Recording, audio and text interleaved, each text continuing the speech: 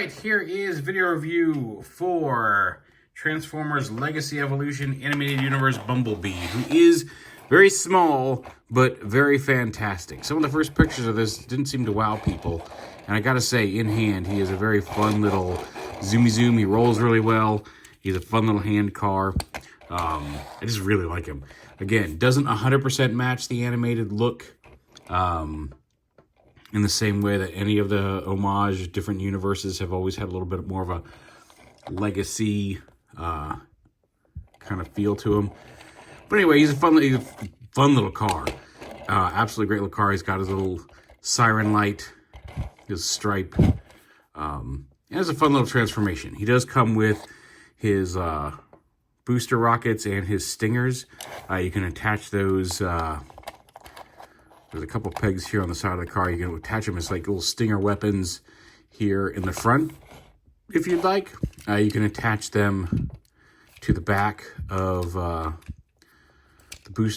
boosters up here, if you'd like. The stingers are separate pieces. You don't have to have them attached to the back of the boosters if you want in vehicle mode. Although if you do that, then there's really no place to store them easily, unfortunately.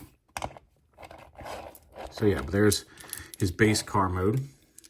His transformation is quite fun in that I'm going to kind of come back here, split these open, and lift this whole back end up. Just tabbed in here, then unpeg the arms, bring them down like this, and kind of swing them out more like that. And then the feet come down, then the arms kind of come out at the shoulder like this. You can swing the feet down, rotate them around at the waist, and lock them into place there. The legs split, the feet come down. Actually, the feet don't come down yet.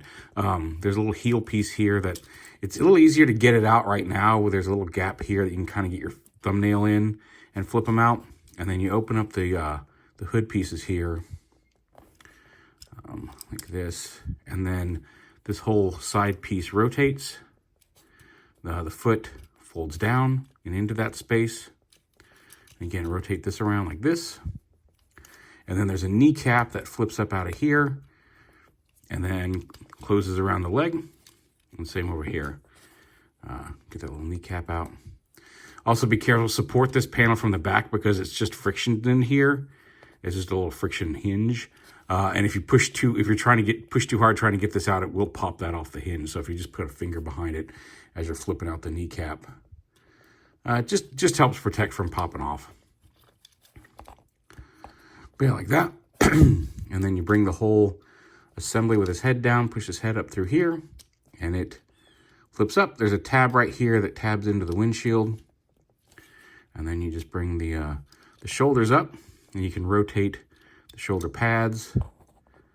Now, before you flip his hands out, his hands are hidden in his forearms. You can see they're at an angle. What's cool is you can bring his arms together.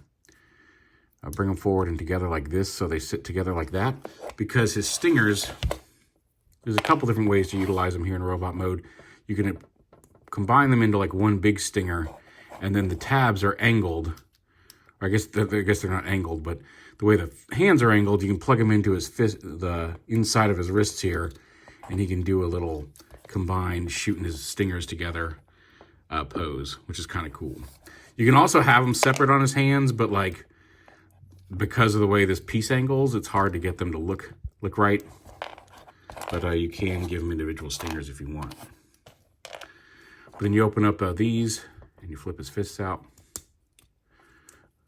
Oh, that's the right way. And then fold that panel closed. And there he is in robot mode. And the thing is that some of the earlier pics made it look like he does have a swivel here at the shoulder. Like it looks like he's got a double hinge shoulder. But if you rotate this down around like that, his arms function pretty normally. And then these shoulder pads can kind of, instead of having them like lifted up like this where it looks big and gappy and dual shoulders, just rotate them down so they're kind of angled up like that. And it eliminates a lot of the gappiness and the function of the shoulder. Like it's just a nicer way of doing it. But he's got a ball joint head. You can look around. He's got a big chin that kind of limits it. But he's got He said he's got a hinge there at the shoulder. He's got a hinge up here. He's got a separate shoulder hinge in there. He does have bicep swivel, elbow hinge. His wrist does not swivel, unfortunately. Oh, actually, no, it does. Haha, how about that? So his wrist is on a swivel. Waist swivel, dual hinge hips, thigh swivel, single hinge knee, and then you got a little side to side and front to back on the foot as well as that heel hinge that you can use to support him in some more action poses. In this mode, like I said, you can also, we have the stingers attached to the forearm.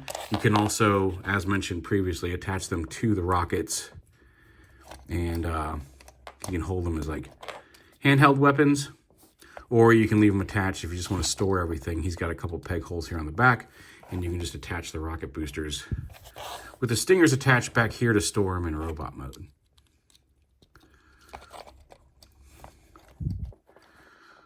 But yeah, there is a fun little Bumblebee. He is small. Here he is with the buzzworthy Cybertronian mode Bumblebee. So a little small for a deluxe. But, like I said, you can see where the budget went. He's super fun, and he's got a lot of real moving parts. He's got a lot of pieces to him to make this transformation happen. It's a fun car, it's a fun transformation, and it's a fun Bumblebee robot. As with Prime and Prowl, it doesn't 100% match the animated look, but is such a fun toy that it's hard not to recommend it. It's a fun Bumblebee. Here he is with the rest of the official, what we've gotten so far, animated universe figures with Prime and Prowl. Well, there we go. Don't knock over your friends, Optimus. It's not that kind of universe. But yeah, there's the three of them together. And some people have been, even though technically it's Prime Universe, the Prime Universe version was heavily influenced by the animated version. So if you want to put Bulkhead in that group shot as well, you can. And like I said, because he obviously is further from the animated look than even these guys, because he's supposed to be the Prime Bulkhead, and even then was more of a radical reimagining from his Prime form than even these guys are from their animated forms. But if you want to have Bulkhead with the team, you absolutely can. Now we just need a Ratchet. But yeah, it's a fantastic figure. Of all the legacy animated figures, I think Bumblebee's my favorite, followed by Prime and followed by Prowl. They're all fun, but Bumblebee is, I think, the most fun of them. And he's been a carry-around figure for me. He's gone to work and back many times because he's just fun to carry around and fiddle with. But there is Transformers Legacy Evolution Animated Universe Bumblebee.